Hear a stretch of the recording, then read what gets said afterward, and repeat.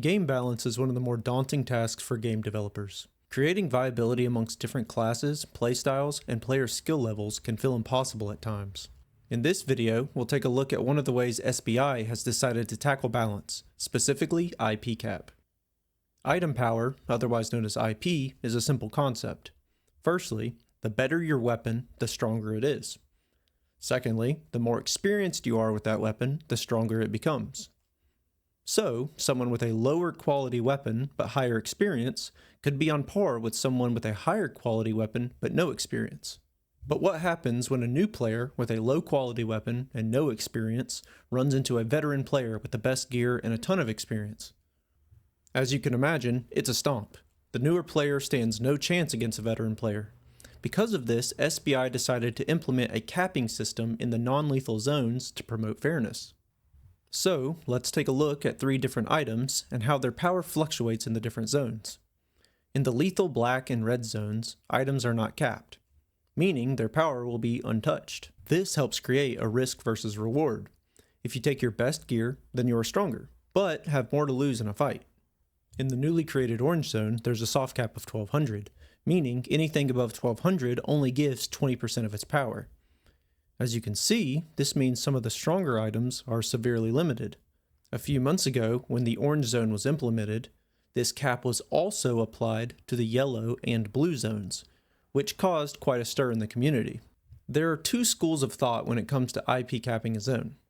The first is the perspective of new players. Unlike other MMOs, there are no major raid bosses or heavy PvE content that you're grinding towards. Due to the nature of Albion, PvP is the endgame that players work towards. This means that your progression in the game is learning how to PvP. The yellow zones are meant to be a training ground to learn matchups and how you fare against others.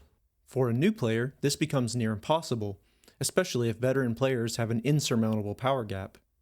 By placing a power cap, you've now made it possible for newer players to get into the action against veteran players. But this leads to the second perspective, the view from the veteran players. How fair is it for the veteran who's put a ton of time, energy, and possibly real money into the game to be at a similar level as someone who only started a week or 2 ago? Shouldn't there be some form of incentive for devoting these resources? In the past, you could show off and live a power fantasy in the yellow zones, tearing through enemies with the best gear. Now the set feels diminished, so what do we do about it? Some might say that these players can take their top gear into the lethal zones. Unfortunately, you'll not find many people willing to risk their top sets. And this comes primarily from a basic risk versus reward standpoint. Risking a set worth millions of silver for rewards you could obtain with a set at a fraction of the price just doesn't make sense. You also have to worry about being outnumbered in lethal zones. Despite being powerful, it only takes getting outnumbered 1 time to lose the set you worked so hard for. So where are players supposed to use their top tier gear? To take it a step further, what's the point of new players working towards these major upgrades? I think the easiest solution is also the most recent addition, orange zones. If we look at the progression of a new player, then blue zones should teach basic skills like gathering and PvE. Yellow zones should provide a non-lethal way to try PvP on equal footing. Red zones are a way to experience lethal combat without a power cap, while also providing a small defensive reputation buff if you're attacked. Finally, black zones are full-on lethal combat, with no buffs, just your power and skill versus others. So what's missing? I think that orange zones could fill a void of non-lethal combat without a power cap. This lets a new player understand just how important power levels are, in a safe way, while also allowing veteran players to use their powerful weapons they worked so hard for. The follow-up question would be, doesn't this gatekeep the orange zones for newer players? I have 2 thoughts on that. My first is that I think it's fine for modes to exist in which new players don't have immediate access to. If everything is available from the start, then there's little driving the player to continue playing. Wouldn't it be strange to open up an RPG and you're max level and ready to take on the final boss? Yes, that's an extreme, but it is a similar sentiment. But okay.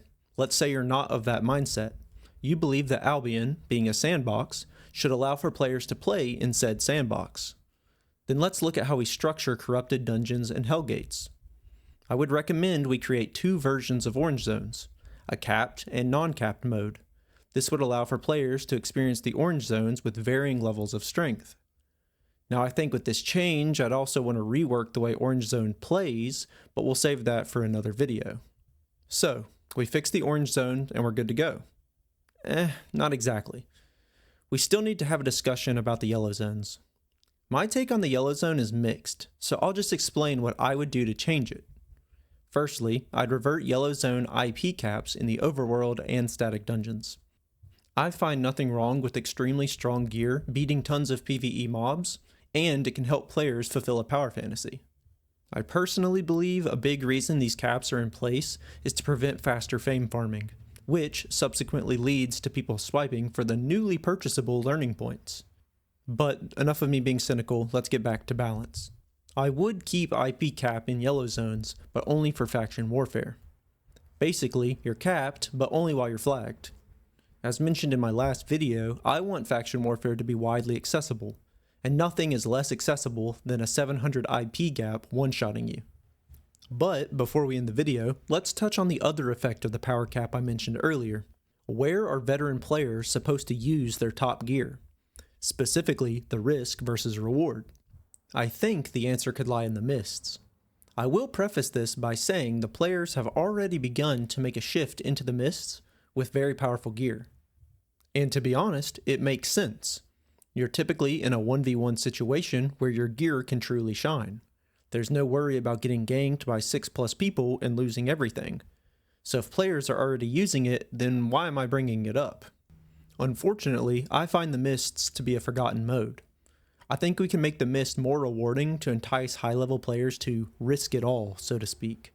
I'd love another bracketed queue system that allows for players to enter with a minimum IP.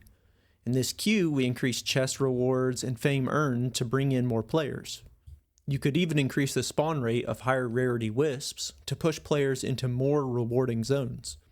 You would have all of these changes while also pushing PvP players to fight more since they know everyone is wearing better gear.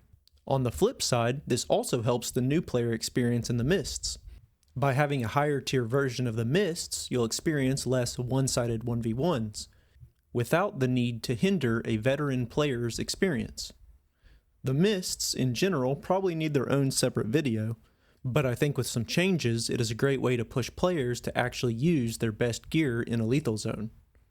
At the end of the day, I'll be honest, I don't know exactly what changes should be made, but hopefully SBI recognizes that this change has caused a lot of discourse in our community. So let me know how you feel about the changes and what you would do to fix it. And of course, as always, thanks for watching.